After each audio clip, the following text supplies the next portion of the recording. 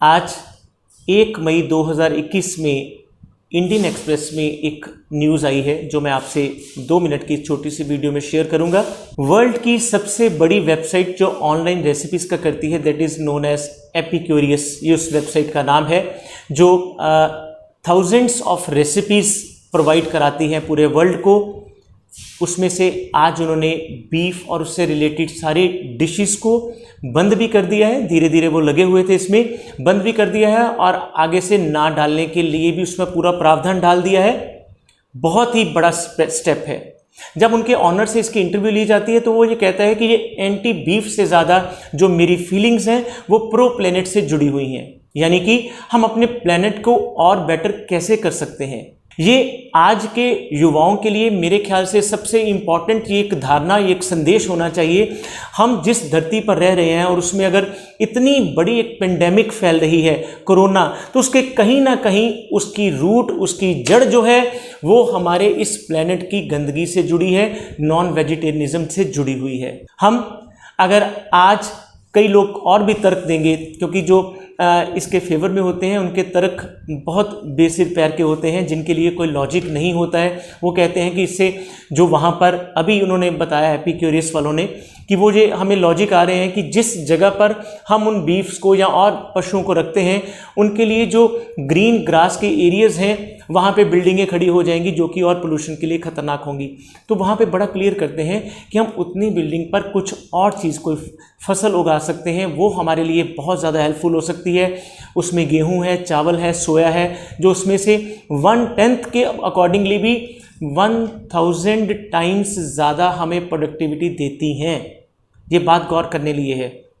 और एक चीज़ और जो मैं आगे भी काफ़ी बार वीडियोस में बोल चुका हूँ, जब भी हमारे अंदर एक डर की फीलिंग आती है, हमारे अंदर एक डर होता है, जैसे कई साइकोलॉजिस्ट इसके उदाहरण पेश कर चुके हैं। आपको एक कमरे में छोड़ा जाता है अंधेरे में और एक रस्सी को ये कह के बताया जाता है कि ये रस्सी नहीं है, सांप है, और उस रस्सी को आपके ऊपर से निकाला जाता है बिना डंक के, बिना स्नेक बाइट के, उसकी डेथ होती है। क्यों? Due to the secretions of those fear hormones. एक आदमी के अंदर अगर उस डर से इतने घातक केमिकल्स आ सकते हैं तो उन पशुओं का 2 मिनट के लिए सोचिए जो डर से एक बहुत छोटी सी जगह पर हज़ारों की संख्या में ऐसे अलग अलग तरह के पशु, चाहे वो बीफ हो, चाहे वो गॉट हो, चाहे वो पिग हो, चाहे वो चिकन हो, उनको रखा जाता है। उनके अंदर कितना फियर के केमिकल्स रिलीज हो रहे हैं जो सीधा हमारी बॉडी के अंदर आते हैं अगर हम उनको इनटेक करते हैं। ये बात सोशली, इकोनॉमिकली, स्पिरिचुअली, फाइनेंशियली, हर तरीके से, फिजिकली भी और मेंटली भी सोचने के लायक है कि हम इसके लिए कितना अपनी तरफ से कर रहे हैं। कुछ और लोग मेरे तर्क देते हैं कि अकेले मेरे छोड़ने से क्या होगा।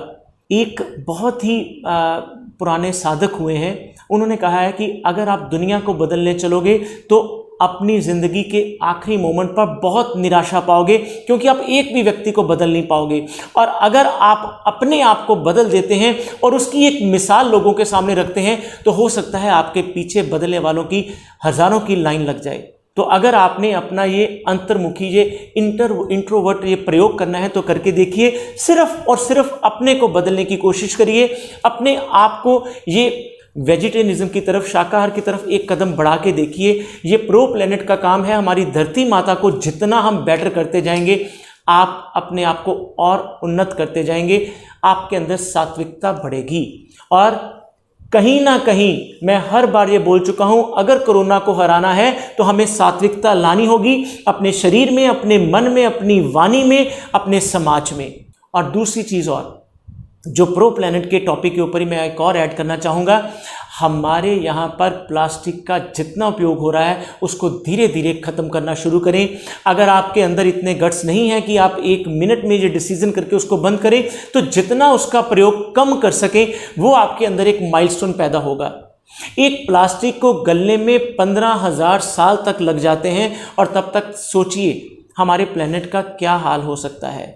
हमारे कई तरह के ऑर्गेनाइजेशन इसमें अपने बहुत से इफ़ेक्ट्स डाल रही हैं और उसमें हमारे भी एक शहर में ह्यूमन लाइफ केयर ऑर्गेनाइजेशन जो इसमें बहुत तरीके से पहल कर रही है। जहाँ जहाँ हो सकता है प्लास्टिक के प्रयोग को हटाकर उसके बदले में कपड़े की थैली या कागज़ के थैले के उपयोग में ला रहे हैं। हम इस तरह की एनजीओ के साथ भी जुड़ सकते हैं, लेकिन हमें सतर्क रहना होगा इस धरती माता को इस पोल्यूशन से बचाने के लिए, चाहे वो नॉन वेजिटेरियन की शक्ल में हो, चाहे वो प्लास्टिक की शक्ल में हो। आइए हम इसको बदलें और इसके साथ इस मानव की जो आगे ग्रोथ हो रही है उसमें अपना योगदान डालें और ईश्वर से ये हम और इससे प्रेरणा लेंगे कि हम इस महामारी में अपना 1.001% भी योगदान इस तरीके से दे पाएं। फिर मिलेंगे। धन्यवाद। डॉक्टर नवीन आर्य, आयुर्वेद योगाश्रम।